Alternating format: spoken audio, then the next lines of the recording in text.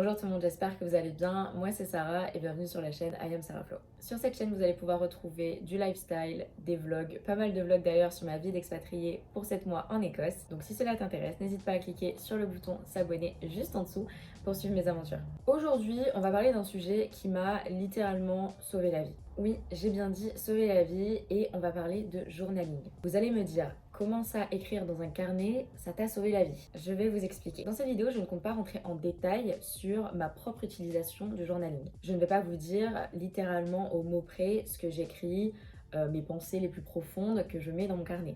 Pas du tout. Je suis simplement là pour vous partager mes quelques conseils pour bien commencer le journaling. Ce qui vraiment pour ma part m'a été d'une grande aide et surtout vraiment les erreurs à ne pas reproduire. J'ai pas envie que la vidéo dure des heures, donc on va commencer tout de suite avec le premier conseil. Le premier conseil que je pourrais vous donner, c'est tout simplement de vous lancer. Si vous en ressentez le besoin, si vous ressentez l'envie de vous lancer dans le journaling, faites-le. Je n'ai rien d'autre à vous dire à part faites-le. Arrêtez de procrastiner, arrêtez de repousser ce moment comme si c'était une tannée. Vivez le moment présent et écoutez votre corps. Si celui-ci vous incite à prendre un stylo, à prendre un carnet et à écrire, faites-le. Ne posez plus de questions, ce n'est vraiment pas de l'ordre de la motivation ou quoi, c'est de l'ordre de l'écoute de soi. Donc écoutez-vous et lancez-vous. Après avoir trouvé ce qui vous anime et vraiment la raison pour laquelle vous vous lancez, c'est vraiment là que tout commence. Le deuxième conseil que je pourrais vous donner, c'est de vous fixer des horaires fixes pour journaler. Personnellement, je sais que le matin, on va dire que je suis la plus stimulée pour écrire. C'est là où j'ai le plus d'inspiration, on va dire. Au lieu de directement prendre mon téléphone,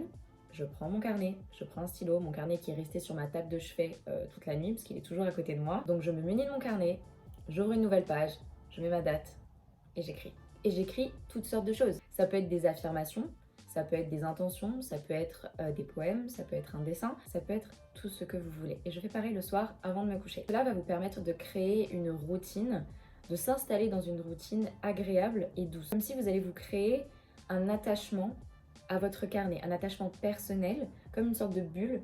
Vous allez vous construire autour de ce carnet, prendra intégralement part à votre quotidien comme un confident. C'est-à-dire que même si vous avez des difficultés à parler, lui il sera là pour vous écouter et pour, entre guillemets, absorber vos mauvaises énergies, absorber vos peines, absorber vos maux. C'est pour ça que si vous avez peur de vous lancer là-dedans, juste rappelez-vous que ça va vraiment avoir un effet libérateur sur vous. Moi, ça m'a énormément aidé. Je suis très contente tous les matins de prendre mon carnet, de faire une nouvelle page, de dessiner un peu.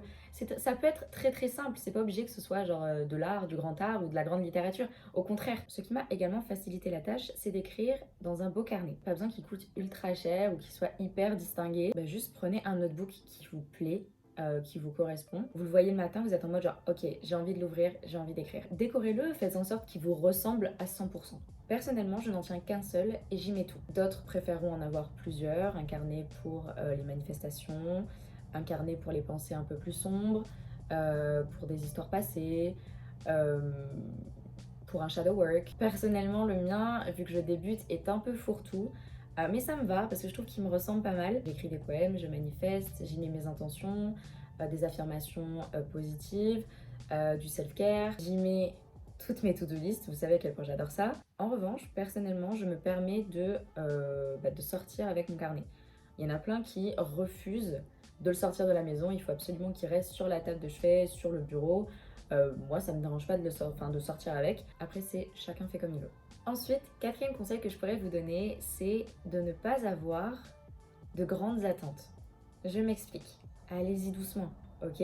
Ce processus-là, c'est pas du tout fait pour vous rusher, pour vous bousculer.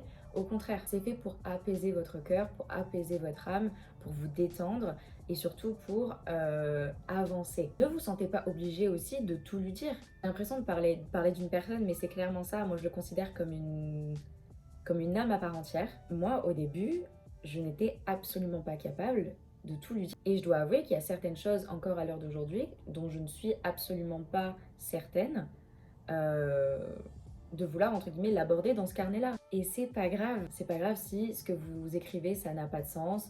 C'est pas grave si c'est pas ultra profond, hyper philosophique. C'est pas grave, on s'en fout. Considérez cela comme un muscle. Il faut le travailler pour le développer. Et ça prend du temps. C'est le processus qui compte. Tout viendra naturellement avec le temps, faites-moi confiance. À partir de là, on va essayer d'ajouter de la structure. Ajouter de la structure, mais tout en vous focalisant sur le positif. Je pense que c'est le noyau quand on parle de journaling. C'est hyper important de s'ancrer et de s'enfermer dans cette bulle de positivité. Ça a vraiment été très compliqué pour moi parce que je suis un chat noir, vraiment, genre vraiment...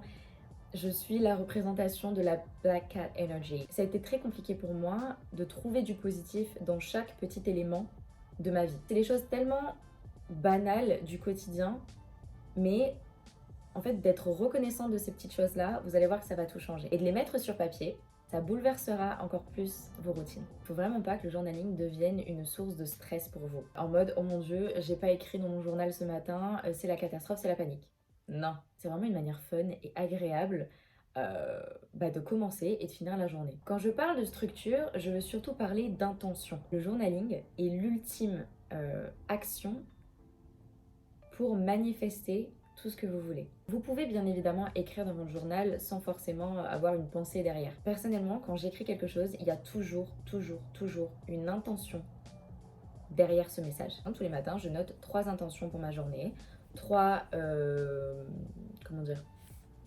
goals pour ma journée, 3 choses pour lesquelles je suis reconnaissante, quelles sont les choses que je pourrais faire et apporter à ma journée pour qu'elle soit meilleure que la précédente. Ce sont vraiment des choses très simples, c'est pas de la grande littérature, c'est juste ce qui vous passe par la tête, mais ce qui va potentiellement faire que votre journée va super bien se passer. Rappelez-vous tout simplement que vous attirez ce que vous êtes.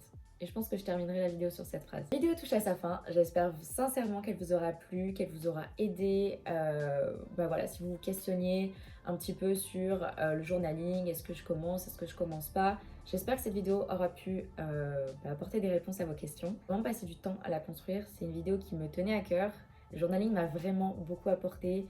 J'en ai appris sur moi-même, j'en ai appris sur les autres et c'est pas terminé. Donc si vous vous mettez au journaling, taguez-moi en commentaire, dites-moi un petit peu ce que vous en avez pensé.